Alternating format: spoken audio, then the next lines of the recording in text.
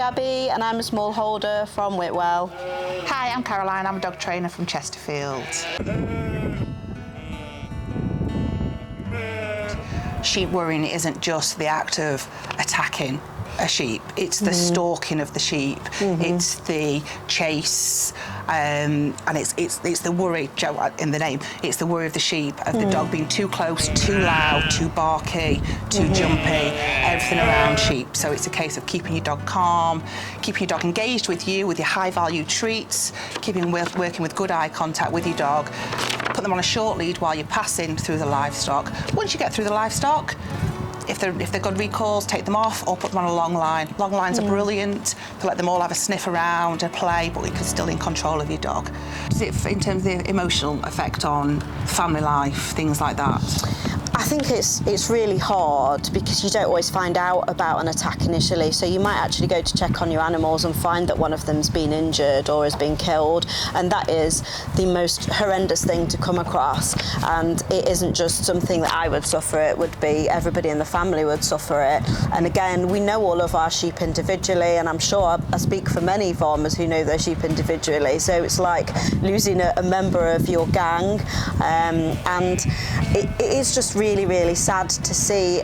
And also, I suppose as well, if they're injured, you've then got the emotional side of trying to take care of them, trying to make them better, and that or can having be quite... to make bad decisions, yes, if they are having to have them destroyed. Yeah. That has happened to a close farming friend of mine who's had to call the vet to destroy more than one animal after a dog attack. Yeah. And as well as that, on the back of that, she then had to take care of the ones that hadn't been mortally wounded. Yeah. And it's just something that you really don't want to do, because we love them, and it isn't something that you want to have to suffer or that you want a member of your family to have to be exposed to either. It can actually cause people to choose to leave farming altogether after a serious dog attack. The stress can be that big financially and emotionally that people choose not to do it anymore, and I just think that there has to be a way for us to try and help this not to happen.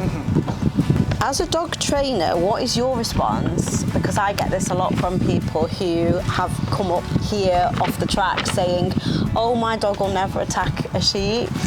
And I'd always say to that one is, are you willing to potentially bet your dog's life on that? I've got a German Shepherd who I bet my house on would never run off, but I wouldn't bet his life on it. So that's why we would always put him on a lead around livestock. One of the big things is know where you're walking. A lot of people just set off on a walk and don't know if they're on private or public land.